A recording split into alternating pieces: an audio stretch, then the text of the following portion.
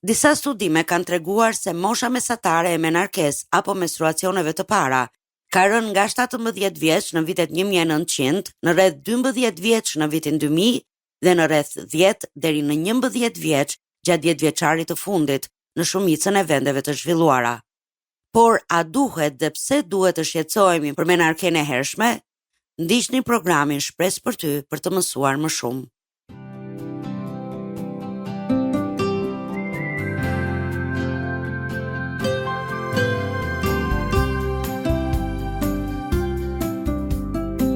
TWR Albania prezanton Shpresë për ty.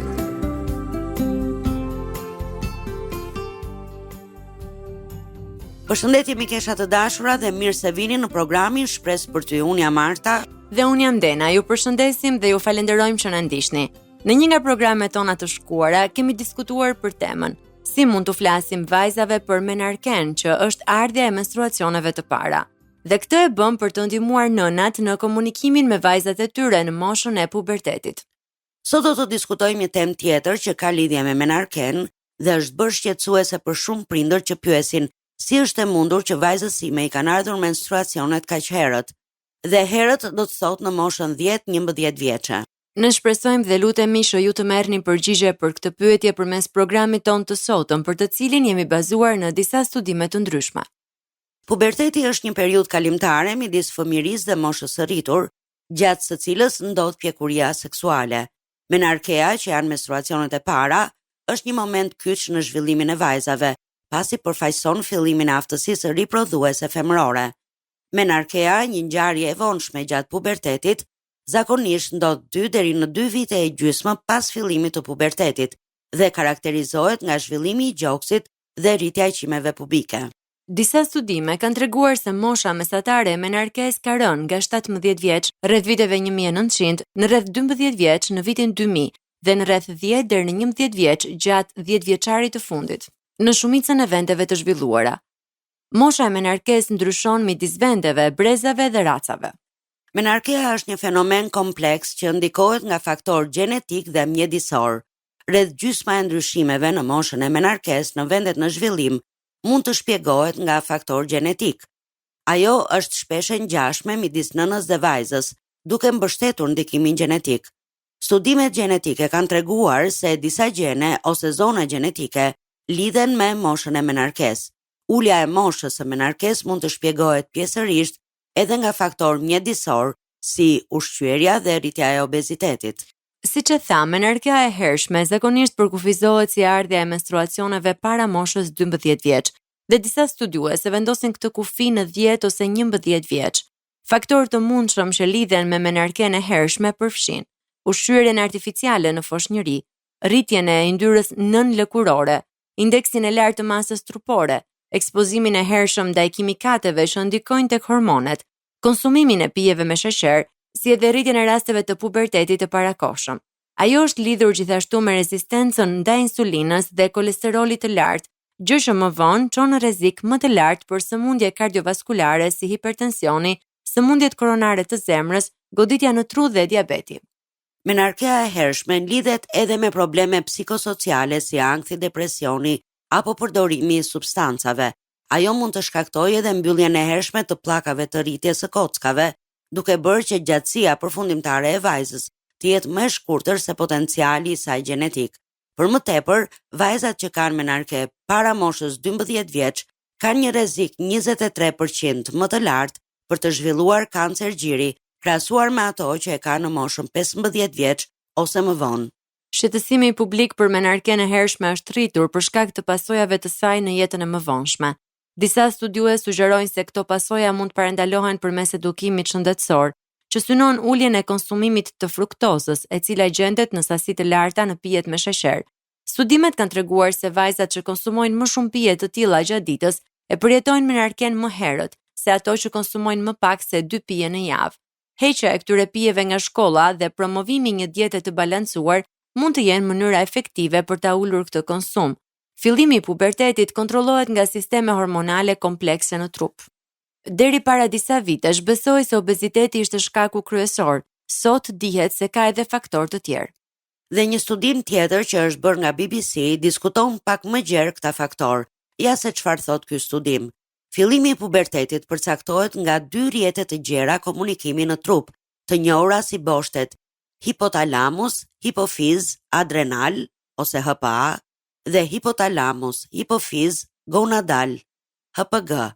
Këto lidhin një zonë të trurit të quajtur hipotalamus, i cili rregullon funksionet thelbësore si uria dhe kontrolli i temperaturës me gjendra të ndryshme që sekretojnë hormone.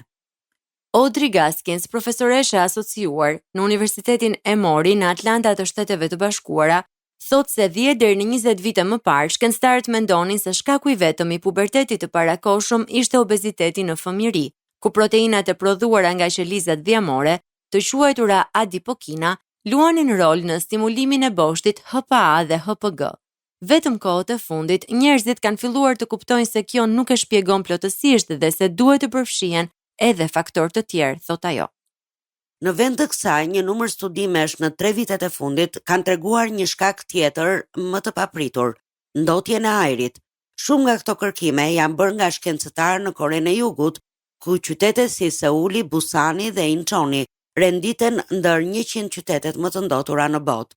Një rishikim i publikuar së fundmi nga Universiteti i Grave e Hua në Seul identifikoi një lidhje të përsëritur midis ekspozimit ndaj ndotësve të ndryshëm dhe fillimit më të hershëm të pubertetit. Studimi thot se disa nga fajtorët kryesor duket se janë gazra toksik si dioksidi i sulfurit, dioksidi i azotit, monoksidi i karbonit dhe ozonit, të cilët çlirohen në ajër nga emetimet e automjeteve ose mbetjet e prodhuara nga fabrikat. Në vitin 2022, një studim nga shkencëtar në Poloni, që është një vend i njohur për cilësinë e dobët të ajrit për shkak të fabrikave që djegin shymyr, analizoi të dhënat e 1257 grave dhe gjeti një lidhje midis ekspozimit më të lartë ndaj gazeve të azotit dhe menstruacioneve para moshës 11 vjeç. Një shqetësim edhe më i madh janë grimcat e imta, PM, të cilat janë shumë të vogla për të parë me sy, por çlirohen në ajër nga burime të ndryshme, si kantierët e ndërtimit, zjarret në natyrë, termocentralet, motorët e automjeteve dhe madje edhe nga rrugët e pashtruara që janë me pluhur. Në tetor të vitit 2023, Gaskins dhe kolegët e saj zbuluan se vajzat në Shtetet e Bashkuara që janë ekspozuar ndaj niveleve të larta të PM2.5, grimca me diametër më të vogël se 2.5, dhe PM10, si gjatë jetës në mitër, ashtu edhe gjatë fëmirisë, kanë më shumë gjasa të kenë menstruacionet e para në një moshë më të hershme. Grimcat PM2.5 mund të hyjnë në qarkullimin e gjakut mjaft lehtë, thot Gaskins. Ju i thithni ato në mushkëri dhe ato nuk filtrohen si grimcat më të mëdha, kështu që mund të arrijnë organe të ndryshme. Kemi parë që disa grimca PM2.5 grumbullohen në placent, në indet fetale dhe në vezore, kështu ato mund të depërtojnë kudo. Studimet që kanë analizuar përzierje grimcash nga ajri i brendshëm kanë treguar se kimikatet që përmbajnë këto grimca të imta janë të afta të ndërveprojnë me receptorët e hormoneve të ndryshme që përfshihen në zhvillim, veçanërisht me androgjenin dhe estrogenin. Kjo mund të nxjisë një reakcion zinxhir që çon në fillimin e pubertetit. Kjo ishte hipoteza jon kryesore. Vajzat që kanë ekspozim më të lartë ndaj PM2.5 janë gjithashtu të ekspozuara ndaj më shumë kimikateve që imitonin estrogenin ose që ndërhynin në funksionimin normal të boshtit HPA, duke e shtyr trupin të hyjë më herët në pubertet, thot Gaskins. Në të njëjtën kohë ka shumë gjasa që puberteti parakohshëm të ndikohet nga shumë faktorë të ndryshëm. Gaskins sugjeron se provat e reja lidhur me PM2.5 dhe ndotës të tjerë janë vetëm një shembull i mënyrës se si kimikatet e dëmshme mjedisore mund të depërtojnë në trup dhe të shkaktojnë ndryshime hormonale të gjera. Vajzat para pubertetit janë një grup interesant, sepse një rrugë tjetër e rëndësishme ekspozimit ndaj kimikateve që prishin proceset hormonale është përmes produkteve të kujdesit personal, shton ajo. Dhe sot ka shumë kompani që synojnë pikërisht këtë grup moshë dhe u reklamojnë produkte. Brenda Eskenazi, profesoreshe shëndetit publik në Universitetin Berkeley në Kaliforni, thot se ne ende dim shumë pak për lidhjen komplekse midis botës sonë që po ndryshon dhe ndikimit të këtyre ndryshimeve në zhvillimin e fëmijëve. Roli i faktorëve si mikroplastika dhe ndryshimet klimatike mbetet ende i paqartë. Mendoj se jemi ende vetëm në majtë e icebergut, thot ajo. Nuk e dim si ndikon një klim më nxehtë në ciklin menstrual apo rolin e faktorëve social që i shtyn vajzat të rriten më shpejt, por ky trend është shumë real dhe mund të jetë rezultati një kombinimi faktorësh, kimikate mjedisore, obezitet dhe çështje psikosociale, që së bashku po e ulin moshën e menarkesë.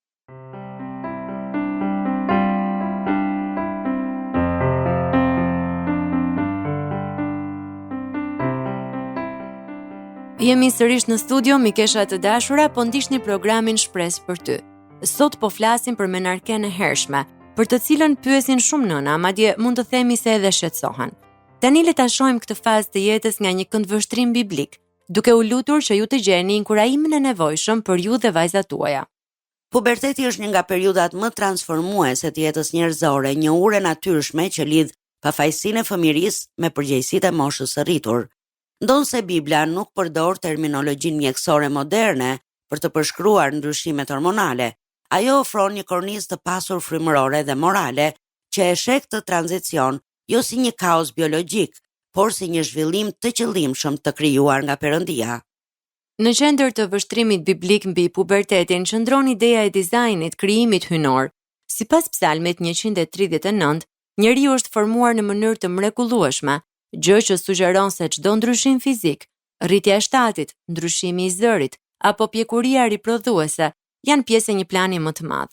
Ky proces pasqyrohet edhe në jetën e Jezusit, i cili tek Luka kapitulli 2 vargu 52 përshkruhet se rritej jo vetëm në shtat, por edhe në urtësi dhe hir. Ky varg na mëson se rritja trupore duhet të shoqërohet paralelisht me pjekurinë mendore dhe frymërore. Një shembull konkret i këtij tranzicioni është figura e Samuelit.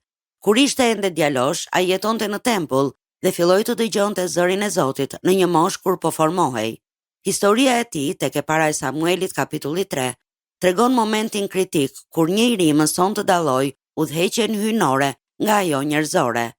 Duke u përgjigjur, "Fol o Zot se shërbëtori yt të dëgjon", Samueli dëshmoi se puberteti është koha kur besimi i trashëguar nga prindrit apo mentorët shndërrohet në një marrëdhënie personale dhe të përgjegjshme me krijuesin.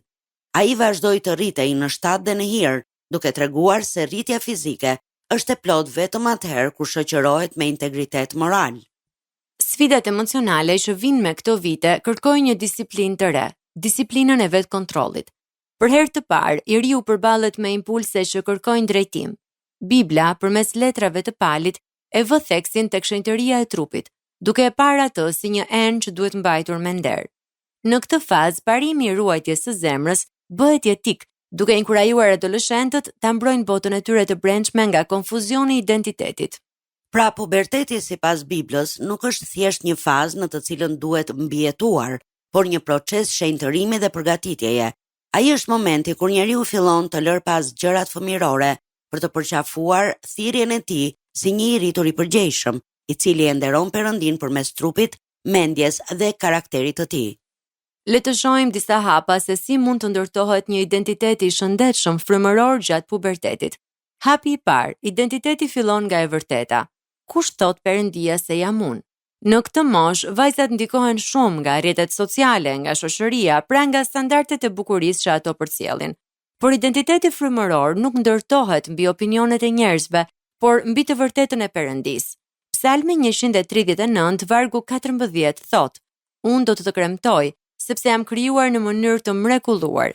Veprat e tua janë të mrekullueshme dhe unë e di shumë mirë këtë gjë. Kështu vajzat duhet të mësojnë. Unë jam e krijuar mrekullisht, me qëllim. Ndihmojini ato të zëvendësojnë mendimet negative me të vërtetat biblike. Hapi i dytë është pranimi i trupit si dhuratë, jo si turp. Menarkea shpesh shoqërohet me ndjenja turpi, konfuzioni ose pasigurie, por e para e Korintasve 6, vargjet 19 dhe 20, na thonë se trupi është tempull, jo diçka për të fshehur apo për të turpëruar. Kjo do të thotë të flasim me vajzat tona hapur dhe me dinjitet për trupin, të shmangim gjuhën negative për pamjen, të mësojmë vajzat të kujdesen për trupin dhe jo ta luftojnë atë.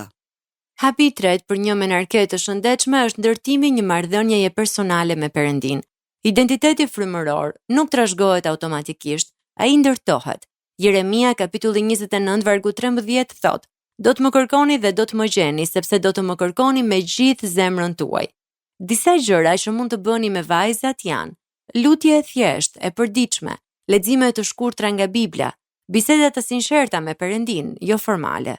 Kështu vajza nuk do ta shoh Perëndin si ai që vë rregullat, por si dikush me të cilin mund të krijojë një marrëdhënie të fortë. Hapi i katërt është formimi i vlerës së vetes përtej pamjes. Gjatë pubertetit pamja bëhet shumë e rëndësishme, por rreziku është që identiteti të kufizohet vetëm aty. Tek e para e Samuelit, kapitulli 16, vargu 7, na thuhet se Perëndia shikon zemrën, jo pamjen e jashtme. Ndihmojini vajzat të zbulojnë dhuntitë e tyre, karakterin dhe vlerat që kanë. Hapi i 5 është roli i prindërve si pasqyrë dhe si udhërrëfyes. Në këtë fazë, vajza ka nevojë për siguri emocionale, dëgjim pa gjykim dhe drejtim me dashuri. Fjalët e urta, kapitulli 22, vargu 6 thotë: mësoj fëmijës rrugën që duhet të ndjek dhe ai nuk do të largohet prej saj edhe kur të plaket. Mos e minimizoni atë që vajzat ndjejnë, mos i turpëroni për ndryshime trupore dhe krijoni hapësirë për biseda të hapura. Hapi i 6 për një menarke të lehtë të shëndetshme për vajzat tuaja është ndërtimi i kufive të shëndetshëm. Identiteti frymëror përfshin edhe aftësinë për të thënë jo. Tek e para e Timoteut, kapitulli 4, vargu 12 thuhet: askush të mos e shpërfill moshën tënde të re, por bëu shembull për besimtarët në fjalë, në sjellje, në dashuri, në frym, në besim dhe në lirësi. Edhe në moshë të re mund të jesh shembull dhe kjo përfshin respekt për veten, kufi në marrëdhënie dhe zgjedhje të mençura. Në përfundim, mund të themi se puberteti nuk është vetëm një fazë e vështirë, por edhe një mundësi e artë për të ndërtuar një identitet të fortë, të rrënjosur në të vërtetën e Perëndis. Një vajzë që mëson herët se kush është në sytë e Perëndis, sa e vlefshme është dhe si të kujdeset për trupin dhe shpirtin e saj, do të hynë në jetën e rritur me më shumë siguri, dinjitet dhe drejtim. Mikesha të dashura, kemi mbërritur në minutat e fundit të programit tonë edhe për ditën e sotme, por duam t'ju kujtojmë se mund ta dëgjoni këtë program si edhe programet e tjera Shpresë për ty në YouTube dhe t'i ndani ato me mikeshat tuaja. Mjafton të kërkoni TWR Albania, playlista Shpresë për ty 2026 dhe do të gjeni aty këto programe. Gjithashtu për çdo pyetje, kërkesë për lutje apo nëse doni të ndani historinë tuaj me ne, ju inkurajojmë të na shkruani një letër në adresën TWR Albania, kutja postare 130 Tiranë. Të na dërgoni një email në twralbania@gmail.com ose të na shkruani një mesazh në faqen tonë në Facebook dhe Instagram Shpresë për ty. Ne ju urojmë një javë të bekuar dhe miru dëgjofshim në programin e ardhshëm. Ndoshët programin Shpresë për ty.